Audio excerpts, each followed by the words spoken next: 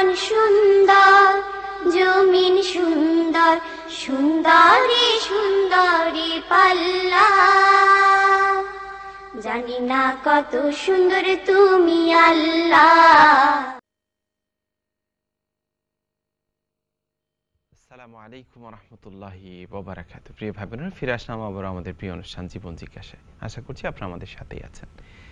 আজকের আলোচনার বিষয়টি ডেফিনেটলি আমরা সেদিকেই যাচ্ছি। তৃতীয় সেগমেন্ট আমরা আলোচনার জন্য বরাদ্দ রাখি, আজকেও আছে। তবে আজকে এমন একটা বিষয়, এমন একটি নাম নিয়ে আমরা কথা বলতে চাই ইনশাআল্লাহ, যে নামটি সমস্ত সৃষ্টির জন্য রাহমা। আশা করছি আপনারা বুঝেছেন যে কি বিষয় আজকে, কি সাবজেক্ট আমাদের।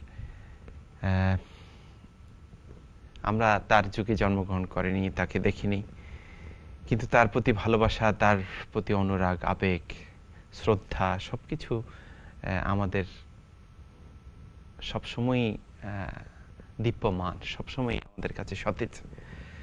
আমাদের প্রিয় নবী, আমাদের প্রিয় রাসূল, পৃথিবীর সর্বশ্রেষ্ঠ সৃষ্টি হযরত মুহাম্মদ মুস্তাফা সাল্লাল্লাহু আলাইহি ওয়াসাল্লাম হচ্ছে আজকে আমাদের আলোচনার সাবজেক্ট। এবং আমরা জানি যে আমরা ছোটবেলা থেকে দেখে এসেছি যে 12ই রবিউল আউয়াল আমরা জানি যে ওনার জন্মদিবস এবং ওফাত দিবস দুটি। আবার ভিন্ন ইয়েও আছে, আপনার তারিখের বিষয়েও হাদিস আছে। সেদিকে আমরা স্কলারলি মতামত শেখের কাছ থেকে শুনবো এই বিষয়ে আলোচনা। আমরা চলে যাচ্ছি আজকের আলোচনা শোনার জন্য আমাদের সম্মানিত শেখের কাছে। জি, ধন্যবাদ। আলহামদুলিল্লাহ রাব্বিল আলামিন, ওয়াসসালাতু ওয়াসসালামু আলা সাইয়্যিদিল আমবিয়া'i ওয়াল মুরসালিন ওয়া আলা আলিহি ওয়া আসহাবিহি আজমাইন। قال الله سبحانه وتعالى: لقد جاءكم رسول من أنفسكم عزيز عليه ما عنتم حريص عليكم بالمؤمنين رؤوف رحيم। صدق الله مولانا العظيم। কোরআনে কারীমের এই আয়াতটি সূরা আত-তাওবা, এই সূরাটির উপসংহারে রয়েছে। সর্বশেষ দুটি আয়াতের একটি আয়াত হলো এই আয়াতটি, যেখানে আল্লাহ নবীর পরিচয় আল্লাহ তাআলা সংক্ষেপে বর্ণনা করেছেন। কয়েকটি গুণ, কোয়ালিটি এই আয়াতে তার রাসূলের পরিচয়ে বর্ণনা করেছেন। যেহেতু 12ই রবিউল আউয়াল সাধারণত আমরা জানি যে আল্লাহ নবীর জন্ম উপলক্ষে অত্যন্ত বিখ্যাত একটি দিন, এবং এটা যদিও কোনো ইবাদতের বিশেষ ইবাদত আজকে নেই, বিশেষ রোজা বা বিশেষ সালাহ নেই বা সাদাকা নেই, তবে ঐতিহাসিকভাবে অত্যন্ত গুরুত্বপূর্ণ। মানবতা অন্ধকার থেকে আলোর পথে এসেছে যার মাধ্যমে, এবং যাকে রাসূল হিসেবে পৃথিবীর বুকে প্রেরণ করা হয়েছে রাহমা হিসেবে, দয়া মায়া হিসেবে, শুধু মানব জাতির জন্য নয়, তিনি পুরা জগতের জন্য। ওয়ামা আরসালনাকা ইল্লা রাহমাতাল লিল আলামিন। গরু ছাগল থেকে আরম্ভ করে প্রাণী জগৎ সবার জন্য তিনি এমন শিক্ষা এবং আদর্শ রেখে গেছেন যে এটা সবার জন্য কল্যাণজনক। যেমন তিনি বলেছেন, গরুকে তুমি জবাই করবে, আল্লাহ এটার অনুমতি দিয়েছে বলে করবে, তবে জেনে রাখো এই গরুটির প্রতি জবাইয়ের সময় তুমি দয়া করো। কিভাবে আমি গরুর প্রতি দয়া করব, ছাগলের প্রতি দয়া করব, মুরগির প্রতি দয়া করব? বলছে আহসিনুয যিবহা, যখন তুমি জবাইটা করবে তখন খুব সুন্দরভাবে করো, এমনভাবে করো যাতে তাড়াতাড়ি হয়ে যায়, তার কষ্ট কম হয়।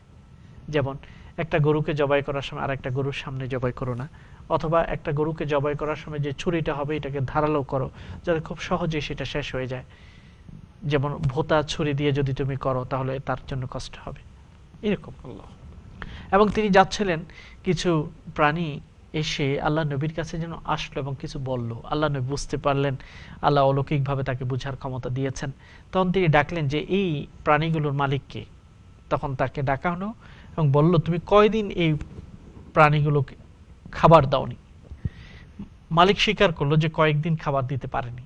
তখন আল্লাহ নবী বলছেন, এই বোবা প্রাণীগুলো কথা বলতে পারে না, কিন্তু এই প্রাণীগুলো তোমাদের সে শক্তিশালী।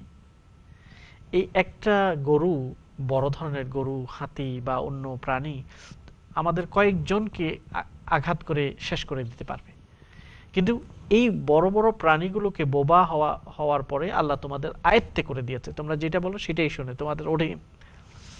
কাজেই কিয়ামতের ময়দানে এর জন্য জবাবদিহি করতে হবে। এই যে প্রাণীর প্রতি দয়ার একটা আদর্শ আল্লাহ আমাদেরকে শিক্ষা দিলেন। বললেন যে একটা কুকুরকেও যদি তুমি পানি পান করাও, নাজাতের উসিলা হবে। আবার যতই ধার্মিক হও, কিন্তু যদি একটা বিড়ালকে না খেয়ে যদি মেরে ফেলো, তার জন্য তোমাকে জবাবদিহি করতে। তাহলে আল্লাহ নবীর আদর্শটা ছিল শুধু মানব জাতির জন্য নয়, সকল প্রাণী জগতের জন্য এবং সৃষ্টির জন্য তিনি কল্যাণী। এমনকি গাছপালার জন্য আল্লাহ নবীর শিক্ষাটা কল্যাণ ছিল। আল্লাহ নবী বলেছেন, তোমার হাতে যদি 1 মিনিট সময় আছে, কিয়ামত কায়েম হয়ে যাবে, মৃত্যু হয়ে যাবে, তোমার একটা গাছ রোপণ করার যদি সময় পাও সেটাও করে যাও। অর্থাৎ জগতের পরিবেশের প্রতি আল্লাহ নবীর শিক্ষা।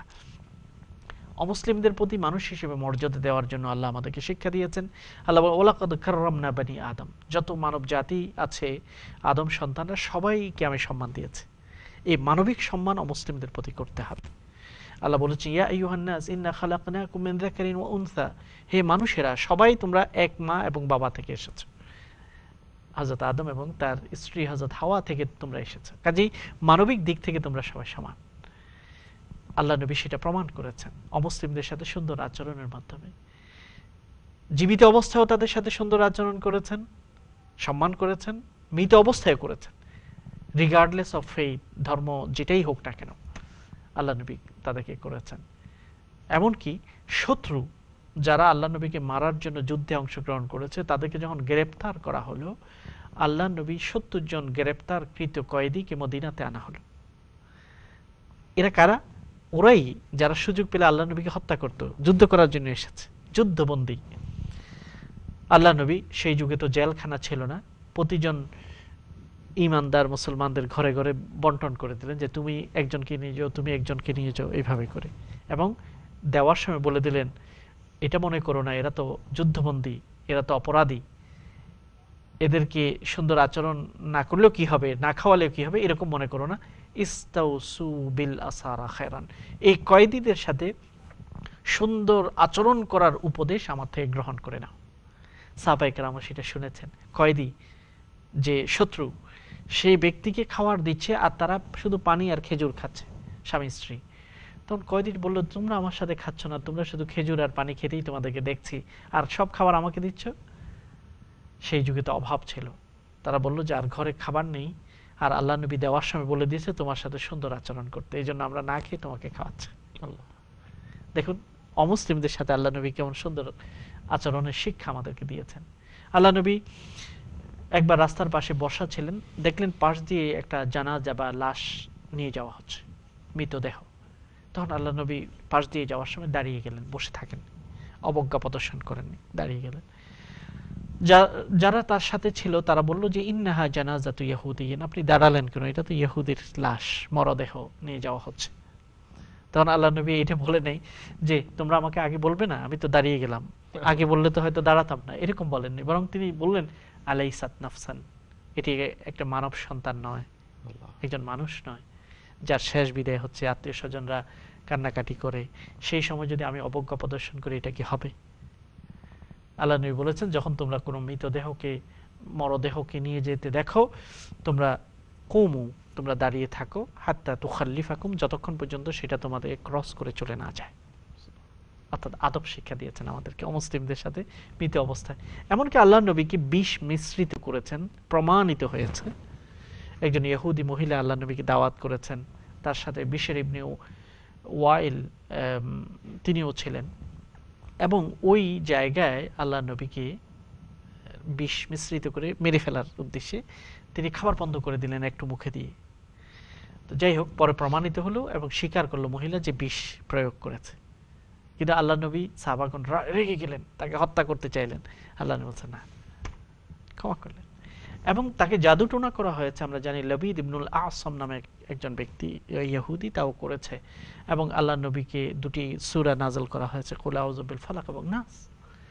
কিন্তু এই লোক ধরা পড়ার পরেও, জানার পরেও আল্লাহ নবী কিন্তু তাকে হত্যা করেননি। এটাই ছিল আল্লাহ নবীর মহান উদারতা। তো কাজেই আল্লাহ নবীকে আল্লাহ তাআলা পুরো জগতের জন্য আদর্শ হিসেবে প্রেরণ করেছেন, মহান উদার।